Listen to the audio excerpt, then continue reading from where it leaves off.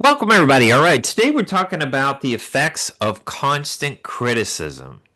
If you grew up in a highly critical environment where parents have this long lasting critical everything about what you did as a kid, always criticizing, always trying to tell you how wrong you are, you have had enormous effects on your personality just having to grow up with these kind of turds as your parents.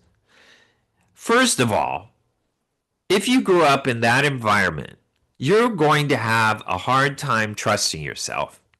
Constant criticism early in life leads the impression that what you think, what you feel, or what you do is somehow wrong. And as a result, you're often plagued by self doubt. And that's one of the wonderful things and wonderful gifts that your parents leave you. You're also going to be hesitant to take on new challenges.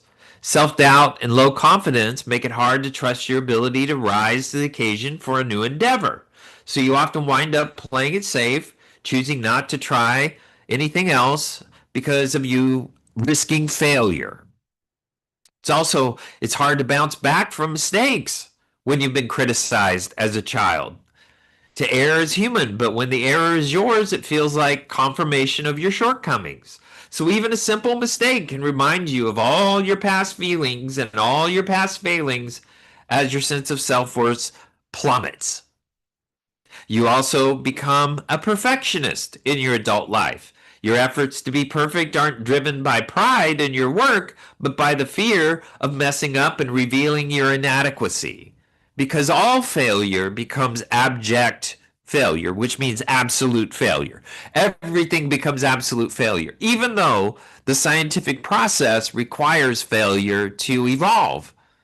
That's how experiments work. They fail, you learn, you improve, you change, you try other things. That's how we evolve as human beings, but we can't do that if you've got critical parents programming your brain into a very fragile view of life and view of taking any kind of initiative whatsoever. It also takes you a long time to complete things when you're older.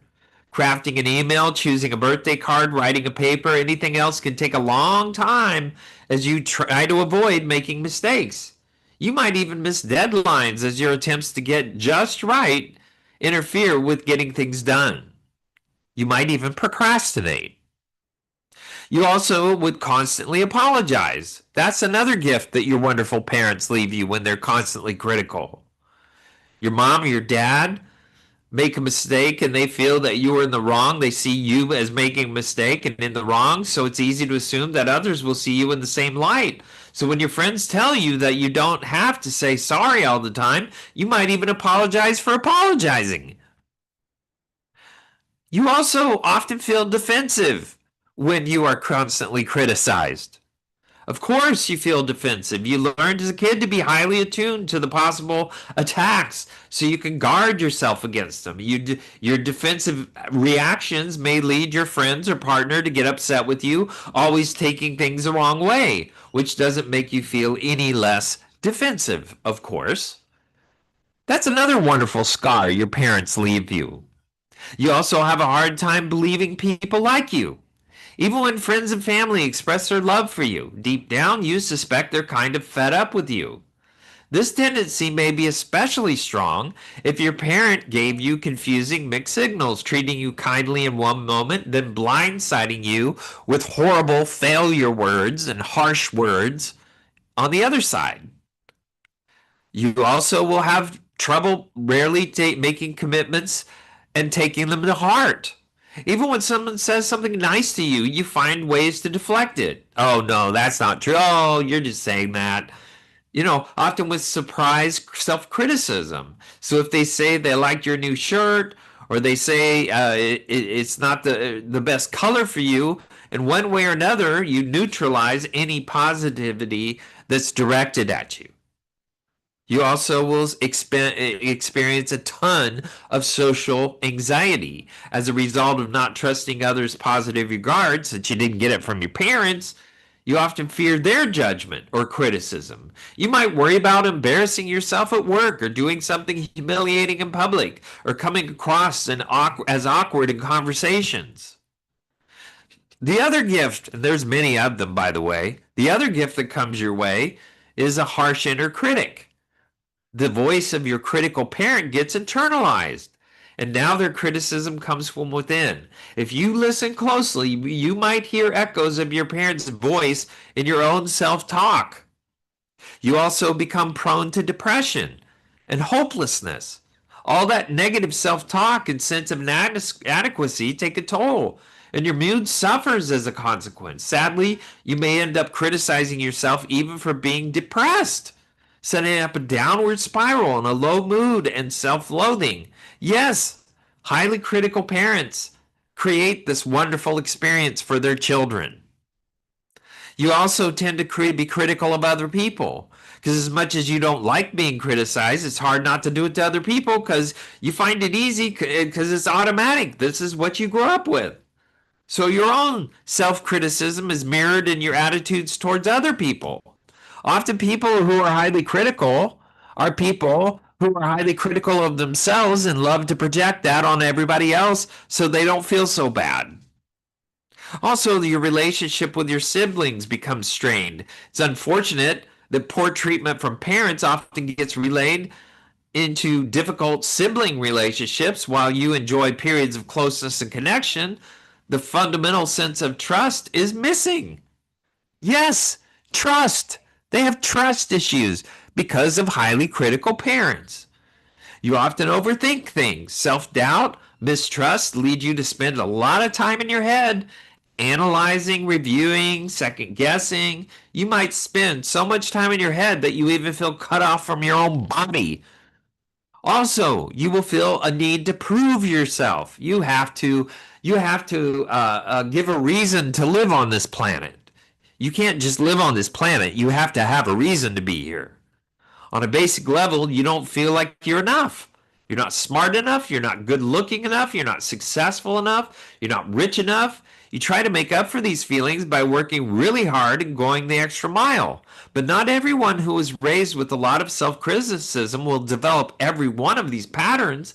But having a few doesn't necessarily mean you had a critical parent. But if you recognize yourself in a lot of these descriptions, take a moment and acknowledge your history and how it contributed to your struggles. And are you that same parent to your own children? You know, these tendencies are not etched in stone. You may not reverse them completely, but with consistent awareness and practice, you can learn a whole lot of new ways of being. The simple exercise, simple exercises like connect with your body and breathe. Take a breath. Breathe in and breathe out with gentle awareness. Feel the goodness. Recognize all that is right in here and the now. Talk about preference instead of expectations. You know, I would prefer this. I would prefer that. I would prefer you talk to me like this. I would prefer we went to this restaurant instead of that one. I would prefer this. I would prefer that. Now you're communicating what your needs are without shoving them down people's throats. But the other thing is, can you acknowledge the positive in other people? Because if you do, you're going to be one of the most attractive people in the world. Grateful people on this planet are the most attractive people on the planet because they're grateful. That's a huge, sexy, wonderful, attractive quality in any human being is gratefulness. Also, manners are a huge part of what makes up a good person. Also, people that are affectionate, that like to show people that they love them.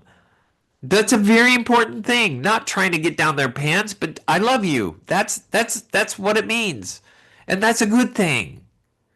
You know, you have to consider the possibility that you're not defective in ways that you imagine. Maybe the negative view you have of yourself is just a lie that someone told you. What if you start having faith in yourself that you are a good person, you are worthy, you do things well, you have good thoughts, you care. You're not perfect, but you care, and you have good intentions. Why can't you live in that world? You have to ask yourself if there's one small thing you can do today to show yourself some kindness, as if you're someone who deserves care and not criticism, because you have to fill your tank before you fill everybody else's. You might want to spend time with a friend who builds up you or takes care of an item or on your to-do list. That is a very important component of living. We all need to care about each other. That is one of the life lessons that all of us need to walk away with in this life.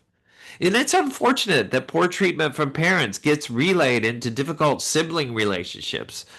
That's a terrible thing because your siblings are the people that are going to last beyond your parents.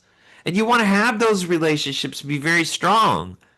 But if you're going to be a critical person, you also need to be someone who offers good options and good thoughts and good manners and good concern for other people and compliments and acknowledgement instead of criticizing every single thing. The reason people criticize every single thing is to keep the other person off balance. It is a narcissistic grooming technique to try to get you to understand that I am the authority in this relationship. I do not trust you, and I am the person you must follow. You are wrong. You are crazy. You are bad. You're not a good person, and I am the good person. I am the example, the shining, example on the hill. That's the idiots that do lots of criticism. People that do lots of criticism are hideously horrible people, but underneath them, there are good people that do this, but they've got to stop and come to grips with the damage that they're doing. That little voice inside your head that never seems satisfied, the one that constantly points out your flaws and your shortcomings, the voice that makes you second guess yourself, fills you with self doubt, that voice can do a real number on your confidence and your mental health. Constant criticism, even if it's self inflicted, chips away at your sense of self worth over time. Before you know it, you're left feeling inadequate, like you can never measure up. That's no way to live. The trust is, all that negative self talk is sabotaging your happiness and your success. It's time to stop being your own worst critic and start being your own best friend. It's stop being your spouse's worst critic and be your spouse's best friend. Stop being just like your parents. Learn to quiet the voice and replace it with one that builds you up instead of tears you down, that builds other people up instead of tears them down. I know you're better than that. You are a better person than that. I know you are a good person. This is not something that you always do. I know you can do a better job. I believe in you. That is so much better than I can't believe you did do this. You lazy. You did this. You're stupid. Blah, blah, blah, blah, blah. These kind of idiots do so much damage to people in this life. So much damage. And as a matter of fact, it's all we see. These anarchists that take over all these cities and all these crazies that are in our politics are critical of everything, but they have no ideas. And it's sad because they're very destructive people tearing down the people that are trying to hold common sense as a way of life. But it's sad because we've let all of the idiots out of the institution and they want to run everything because they're crazy. And they want power, and they're children who want power. And when they get it, they're going to go hog wild. And it's crazy that we let these people out of the barn and we let them run the show. But we do. There's this, a critical spouse is someone who constantly engages in a pattern of behavior where they express disapproval, fault finding, blame, negative judgments towards their partner. Now, I bet you if you asked your partner to listen to this show, they would go, I don't do that all the time. I speak nice things to you. I said this the other day. I did this wonderful thing the other day. I am not what you think I am. I am not that person that's critical. No, you are a jackass. You are critical. Yes, you are. They wouldn't have asked you to listen to the show if you didn't have these components as a majority of your character. Face the truth or shut the radio off. This behavior is marked by a tendency to focus on the partner's perceived flaws, their mistakes, or shortcomings in a hurtful, condescending, and dismissive manner. Instead of offering support and understanding and constructive feedback, a critical spouse tends to emphasize that they believe is wrong with their partner, leading to feelings of inadequacy, frustration, and strained relationship because that person is a failure and they're always going to be a failure. So I'm going to talk to you as if I'm okay and you're not okay. That's no way to live. If you're going to be with that kind of person, remove yourself into an environment where you're around healthy people until they come to grips with their own flaws and start saying I statements instead of you statements. A critical spouse behavior can manifest in a whole lot of ways. Constant nitpicking, belittling comments, highlighting mistakes, generally creating an atmosphere of negativity. These people don't even recognize that they do these things. They think they are God's gift to the human race. They will not even admit one quality about them that does this. And even if they do, they still won't change it because their view of themselves is so narcissistic, they can't come to grips with it. And it can occur during disagreements, everyday interactions. Gradually, it erodes the emotional connection between people because who wants to be married to their parent? How sexy is that to be around some critical jerk? Yuck, yuck, gross. Why do people do this? Be a better person. You're not God's gift to humanity. You poop, you pee, you do stupid things just like everybody else on the planet. You're not better than your partner. Grow up, take accountability, shut the hell up unless you have something nice to say. That's a better way of living. Research indicates that perceived criticism and its source significantly affects emotional responses and relational distancing. This is what we see in our culture all day long. If all you have to do is watch the news, and they reinforce this crap over and over and over to where people go home and do this to their families. People who view their partners as more critical experience more significant distancing, negative impacting of their relationships. It's really hard to repair a marriage where they're highly critical of each other because they wonder, why am I in this in the first place? And if you're wondering why you're in it, you're probably in a try marriage and not a will marriage. That means you're not committed. You're halfway out and halfway in. That behavior undermines the foundation of trust. And you can love someone and not trust them. But if you want to grow a relationship, you better be able to trust each other. That means you support each other. That means you care. That means you have empathy. Mutual respect is critical for a healthy, nurturing marital relationship and parenting relationship. To ensure that this doesn't persist, this criticism, you have to look into the signs of a critical person in your family and set new boundaries. You know what? I'm tired of listening to your negativity. If you don't have something good to say, I don't need to hear it. When you decide to be a nice person and not try to be somebody who's better than I am, we can have a real conversation. But until then, we're not going to have that. You know, criticism affects your self esteem. You shouldn't be surprised given that the overly critical spouse has a negative effect on their partner. When someone who is supposed to love and support you is always critical of your character, it can eat away at your self esteem. It leaves you feeling like you can't do anything correctly.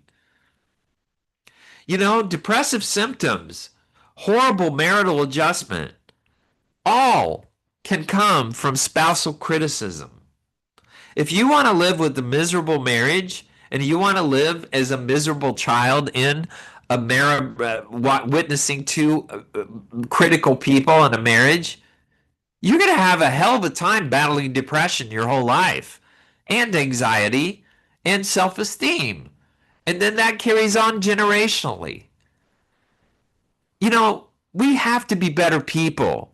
We're equipped with a brain. We're equipped with a prefrontal cortex. We can overcome our emotions. You don't have to be a walking, throbbing emotion. You can be a person who is wary of how you affect other people. That is a very important thing in your life. It's called accountability. And we don't have that in our culture anymore. It's very sad. Instead of getting someone to change their behavior by criticizing them, talk about the options and what it could look like and what the possibilities are if they did a different way. Don't just sit there and criticize if you have no other idea how to change. Criticism devalues trust, and that is the foundation of all relationships. All right, we're going to take a quick break. We're going to come right back.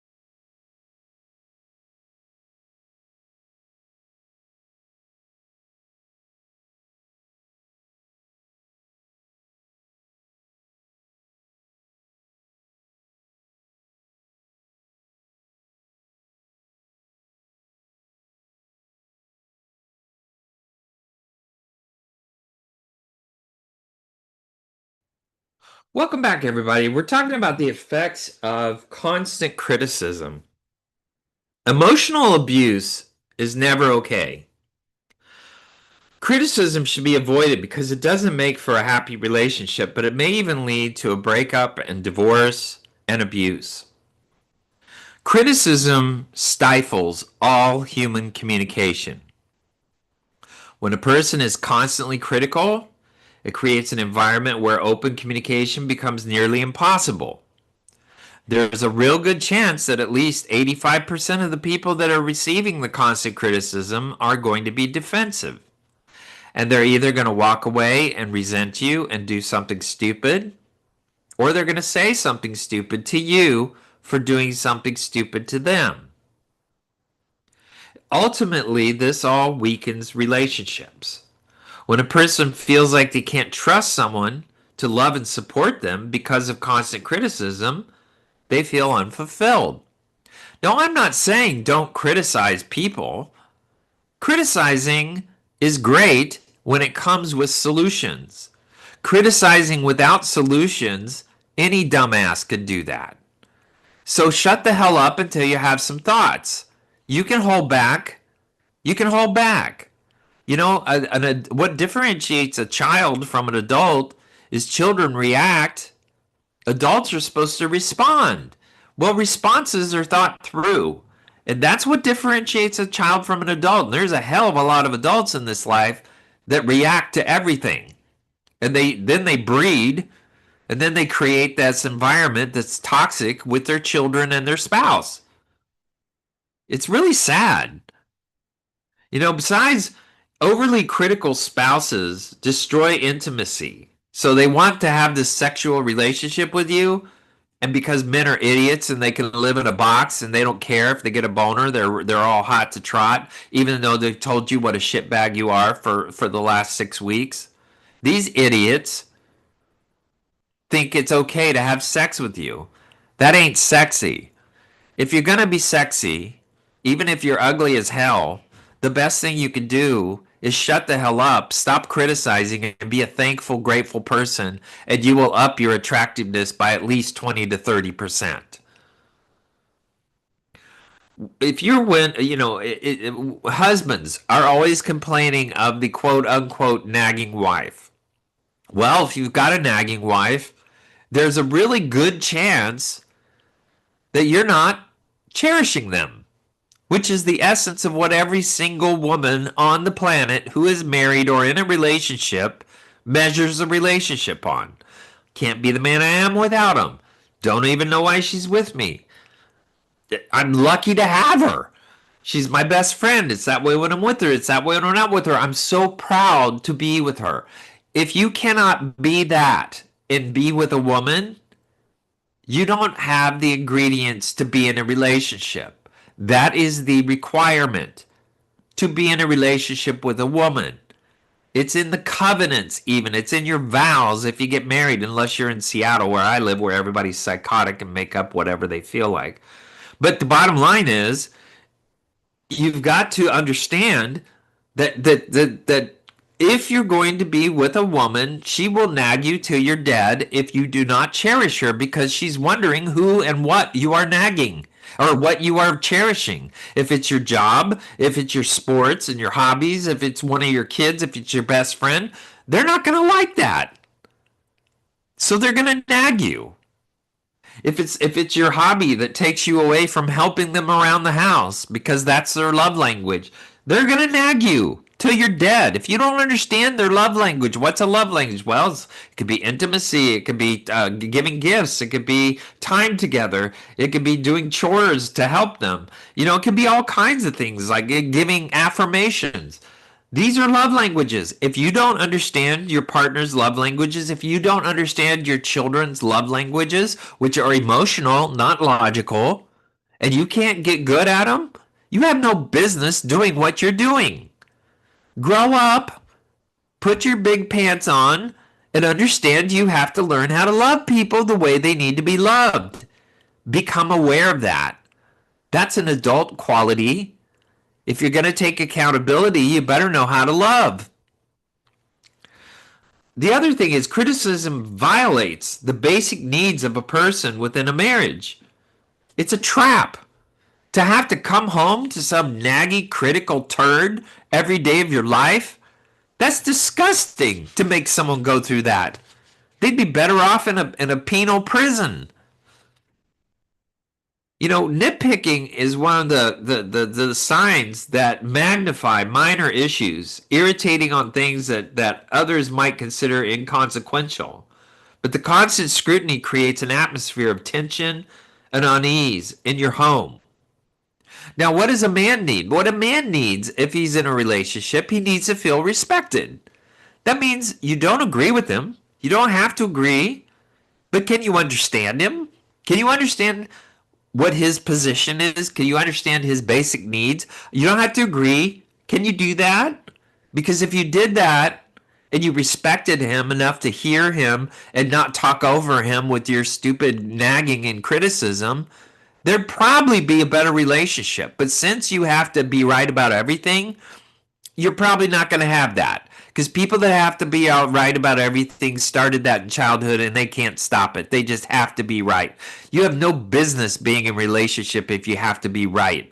Your job, if you're in a relationship, if you're raising children, is to understand where the other is coming from, what the other's needs are, what is meaningful to others, not yourself. Constant disapproval. If your partner frequently expresses dissatisfaction with your actions, your decisions, personal characteristics, this leads to a cycle of elusive disapproval, eroding your self confidence, eroding you down to, I am a child in an adult life. And that could carry over at work, because if you have a highly critical person at work, after you've married a highly critical turd, now you've got a big problem. So you have to learn how to distance yourself from these people because they're toxic. And once again, they're so toxic that they can't even imagine that this program is actually speaking to them. They can't even imagine that they are that. The lack of praise. Individuals who show critical spouse signs withhold positive feedback or praise. Oh, I'm just not good at that. Shut the hell up. Get good at it. You're an adult. Wake up and understand that human communication requires positive communication as well as some negative, but it's positive. And if you don't know how to do that, shut the hell up and stop hurting people. This absence of validation makes your doubt of your abilities and contributions impacting your overall sense of self-worth. Over time, the lack of positive reinforcement erodes your self-esteem, makes it harder to assert yourself. This shapes people into a malformed part of who they are because they can never be around you, their genuine self. You deny that when you are a critical person. You deny everyone, your children, everyone in your life, your spouse, your friends. Everybody does not want to get on your critical list. And so they walk on eggshells around you because you're such a turd. You walk into a room and you stink it up because your mouth, and you got to stop it. Exaggerated reactions. These dudes, they love. Even minor mistakes triggers a Broadway performance of emotional responses, overly critical people. You know, when you do that to your children and your spouse and your friends, they don't want to be around you. And your poor children are stuck with you. They're stuck with this jerk their whole childhood, corrupting their brain into running away from you. What kind of person are you being a critical person? You're not God. And you see, this is the sad part of it. People have to confront their inner critic because it stops with you. Just because your parents were jerks doesn't mean you have to be a jerk. Think differently. Become an influential person. Become wiser. Become the better part of yourself. Get in touch with your soul who is good, your soul who wants to help others, your soul who wants to have relationships. Stop projecting your pain on the world because you're just doing more damage. It's like molesters. Kids that are molested becomes molesters because they don't know why they were molested, so they molest. And critical people are the same way. They create more critical people. Unrealistic expectations. These are depressed people, critical people. They're very depressed because they live in these unrealistic expectations, which means that everything becomes a failure and everything comes with a very dramatic betrayal reaction. Well, the world is not absolute failure. And failure is a good thing. And failure teaches us where we are and what we need to change. It is good. Life is experiential. This is how we live. But people with unrealistic expectations, you have to replace them with preferences. If you communicate preferences, you're not going to offend anybody. You're just telling people how to love you. But these expectation jerks want to control everything. And that's depression. Because if you think about what's called an Axis 1 diagnosis in the DSM-5, which will never change because they can't come to grips with what gender looks like anymore because of all the psychotic transvestites in the world, but and other people that support that crap. But the bottom line is that the idea of trying to control things you can't control begets the symptoms of depression, begets the symptoms of anxiety, begets the symptoms of OCD. All of the man-made diagnoses, the symptomology comes from the core of needing to control things you cannot control. So if you want to be a psychotic person, have expectations and you will be psychotic. And you will be a negative communicator all the time. Public criticism, criticizing you in public or in the presence of others, that demeaning behavior severely impacts your self-esteem because now you're rallying an audience around your quest for power. Now, in truth, public criticism and people that publicly criticize, especially when they're wrong, especially when they're jerks, especially when they're ill-intended, those people tend to become the problem rather than the one that's criticized. But people that love to criticize in public are bullies. And bullies look for squeaky toys. So, what's a squeaky toy? Well, if a dog is going to chew on a squeaky toy until the toy doesn't squeak. Soon as the squeaky is torn out, the toy is going to sit in the corner for the rest of its life because it's not doing what the dog wants. The dog wants to demonstrate how powerful it is by making the toy squeal.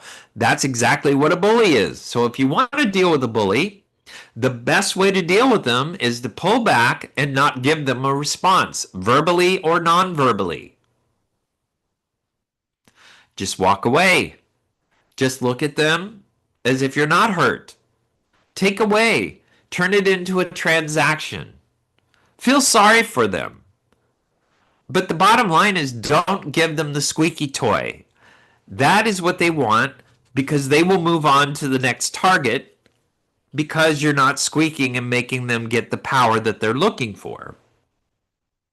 Defensiveness, attempting to address critical behavior leads to defensiveness. So when people have circular arguments that never get resolved, one of them is always critical, one of them is always defensive, and they play that game over and over, and it goes back and forth and back and forth and back and forth, and nothing ever gets resolved because it's a parent-child relationship. What is a healthy relationship is I'm okay and you're okay, and we're just trying to solve this problem. Hey, dishes didn't get done. I know you're busy. Can you help me next time? I had to do them. I didn't have a lot of time to do them, and it was stressful.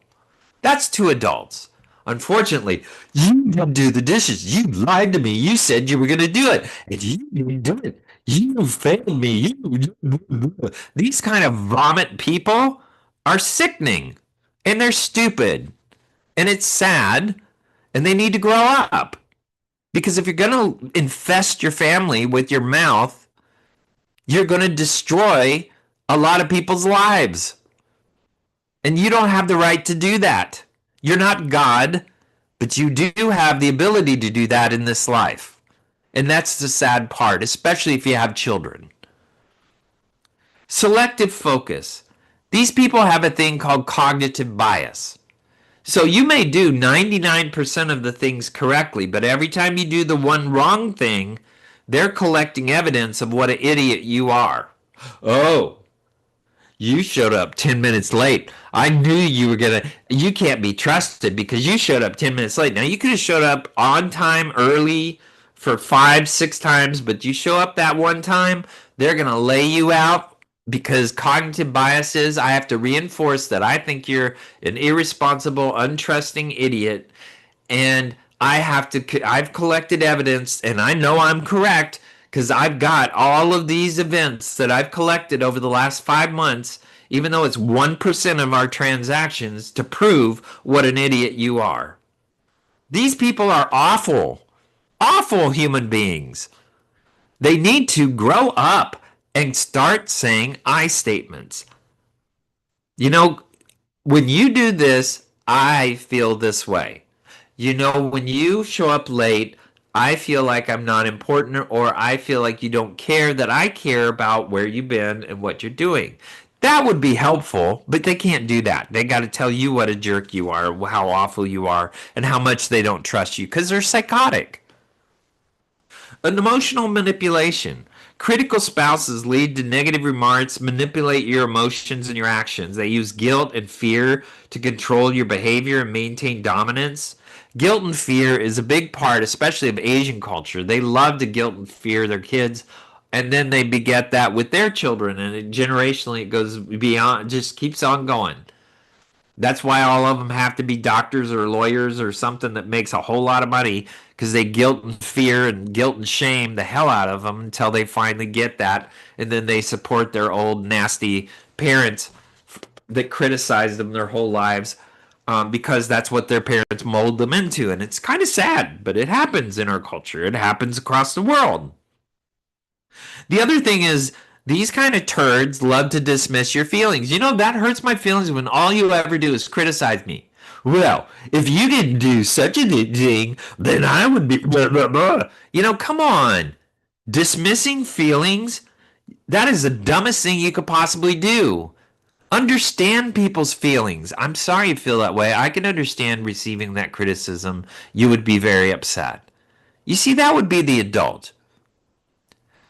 All right, we're going to take another break and we're going to come right back.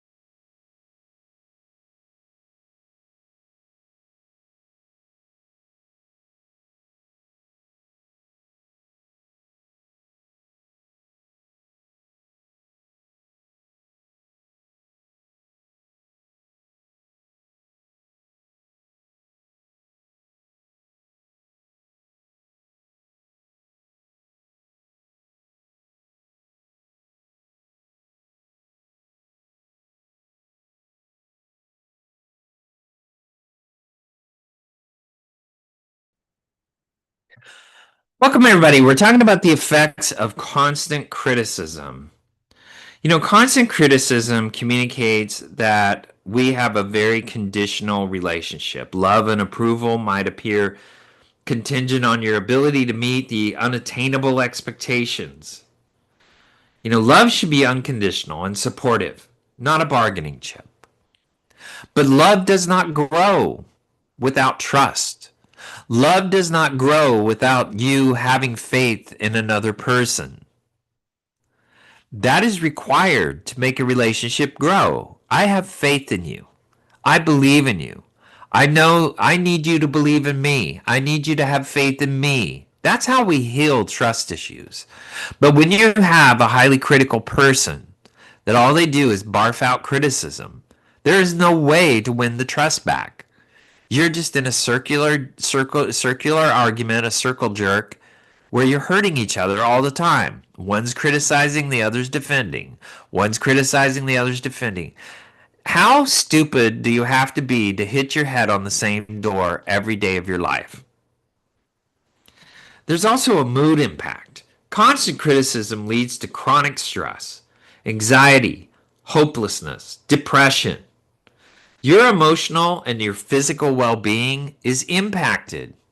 It's huge to have to live in the anxiety that you're not even home when you go home, that you can't even rest and relax when you're around the person that you're married to, that when you're a child and you go home from school, you just want to go back to school or go to a friend's house because the last thing you want to do is deal with the jerk parent who bred like breeding stock and chose not to be a parent.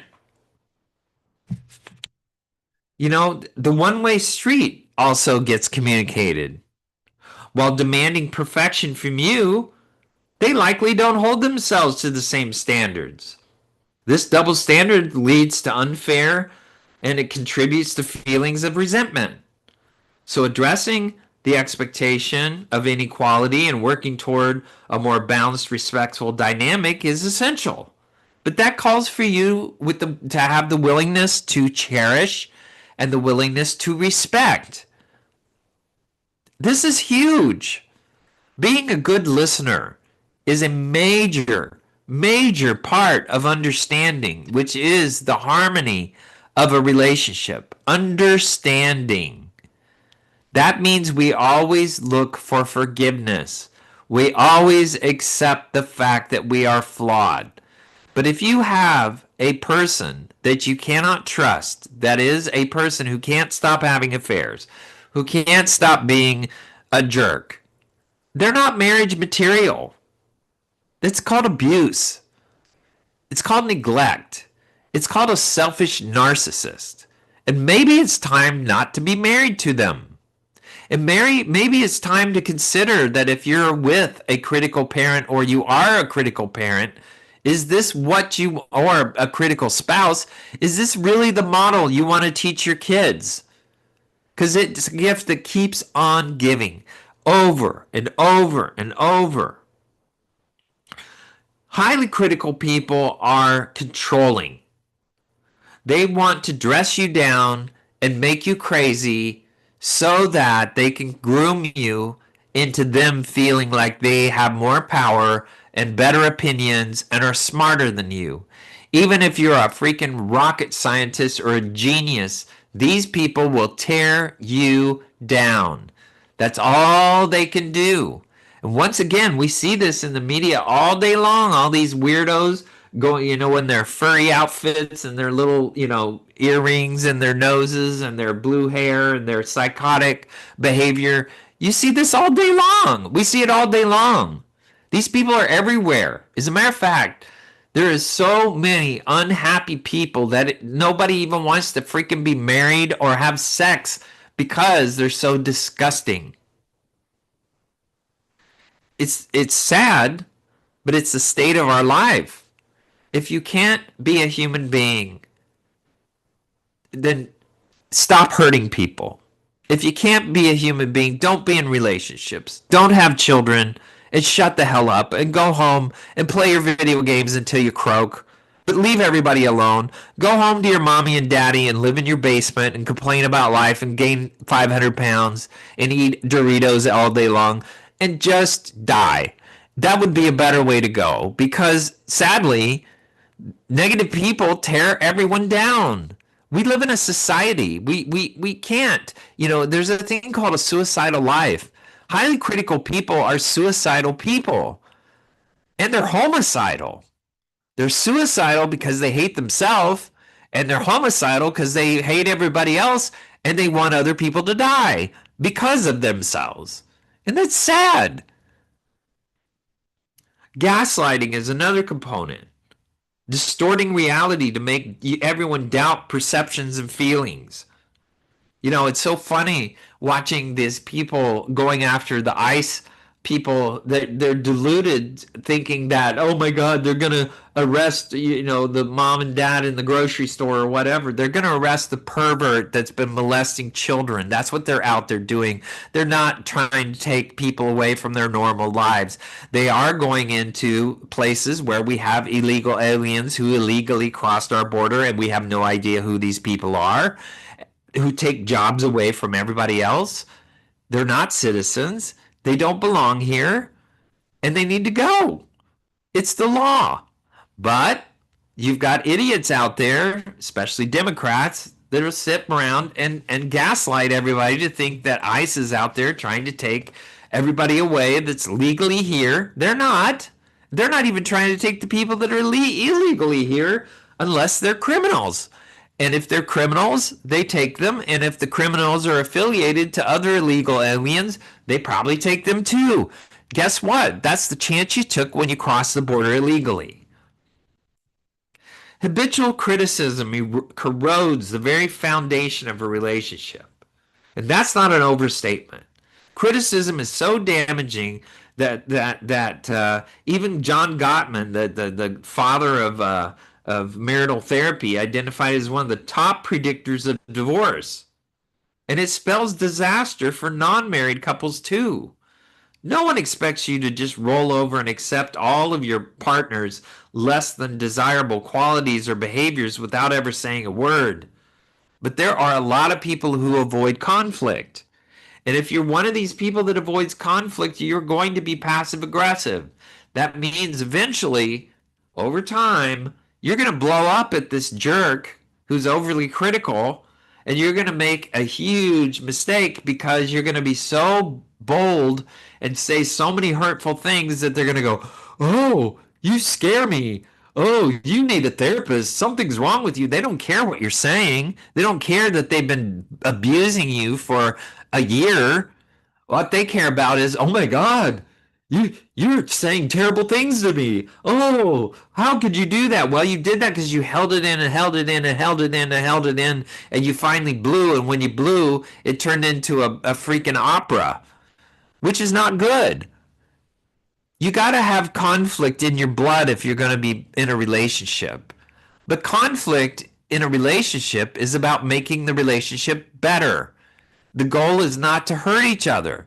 It's to hear each other and make the relationship better. That's why you do conflict. Why else would you do it? Well, some people do it because they want to hurt you. Because you hurt me. So I'm going to hurt you. This childish stuff that we carry on into our adult life is so silly. But people do it all day long, every day. And as a therapist, I call it job security.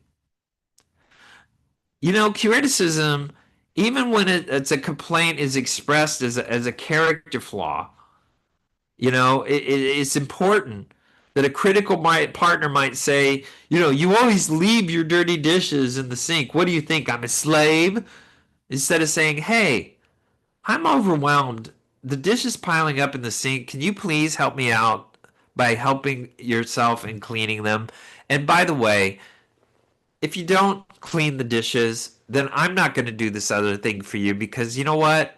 I'm really tired of having to do your dishes. Can you please do that?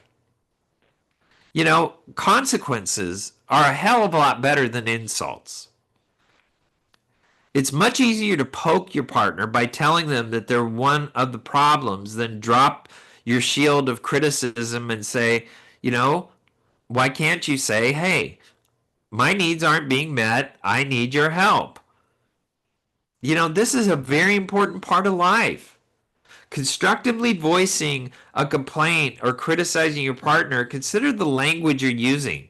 Criticism is doled out in the form of you always or you never. It's going to be a you statement. Healthy feedback is about the behavior, not the person. We can often tell them how we feel, what we think, what we're witnessing, what we're experiencing. That's more important so they know how they're coming across. But once again, if you're with a person who will never change, who doesn't care how you feel, it's going to take an action, maybe leaving until they get the message. It's going to take an action, not a word. You can tell them, but if they don't get it, leave. Go somewhere else. And when they're ready to be a human being, come back. And if they can't do it, maybe they're not capable of a relationship. You know, Criticism chips away at your self-esteem, but it erodes trust, it erodes intimacy. These are all battlefields that open up with criticism. I'm not saying don't criticize, but criticize constructively. Be polite. Hey, when you do this, this is what happens. When this happens, this makes everyone go this way. When you talk like this to our kids, this is how they receive it. Do you want to have that relationship with your kids? Do you want to take accountability for how you criticize your children? Do you want to them to spend their whole life resenting you as a parent, living in your horrible, nasty, torturous, abusive prison because you don't know how to respect their delicate nature as a child receiving the world through your ugly mouth? It's not actually effective to change people's ways by criticizing them. Criticism is constant. It actually is a form of emotional abuse. And tactics like criticism exert control in a relationship and they put down other people so that they can maintain the upper hand. It is a grooming attempt. They're groomers. They're narcissists grooming other people. But not everyone is critical of their partner as an emotional abuser. But when you call your partner lazy because they decided to watch TV instead of cleaning the bathroom, it's probably a misguided attempt, to ask for help. You need to change the way you communicate if you're going to be a highly critical person. First of all, don't be. Be a better person. Give people what their potential is, what you would like to see in them. Give them incentive to want to be a better person. That's why I say with kids, if you create a behavioral contract, okay, if you don't do your chores, if you don't do your homework, and if you talk back, you're going to lose this for a day. Okay, if you apologize, you lose it for a half a day. If you do any one of these three again, don't do your chores, criticize, or don't do your homework, then you're going to lose it for 3 days because you did it again. And there's no apology. The next time it's 7. But if you go 5 days meeting these 3 behavior criteria, you get a reward at the end of that. That's how we should incent children so they're in charge of their own discipline. They need to be in charge. Your job is to teach them how to check out of the hotel and live their life. Your job is not to make them your slave and make them into something you want them to be rather than who they are. Your job is to get to know them, to understand them, to nurture them, and to try to prepare them for their adult life. That is your job. You need to do that. It's a huge, huge component of the work you have as an adult in this life if you're going to be a parent. If you're going to be a spouse, the last thing you need to be is somebody who is abusing them and treating them poorly. That's not a quality you want to be. So when you deal with people like this, you have to know that you have things that you need to do. First, you need to consider the source. If you're married to a highly critical person, consider them for who they are and don't take everything so personal and choose to not give them the response they're looking for. And let them know what the alternatives are. If you talk to me like this or you talk to me like this, I'd be okay with that. But if you're going to talk to me like that, I'm not receiving it. Don't take it personally. It's not a reflection of you, it's a reflection of the person and how they choose to communicate. These are things you have to do. Take a moment. Don't react. Respond. If you want to talk like adults, we can do this in a half hour.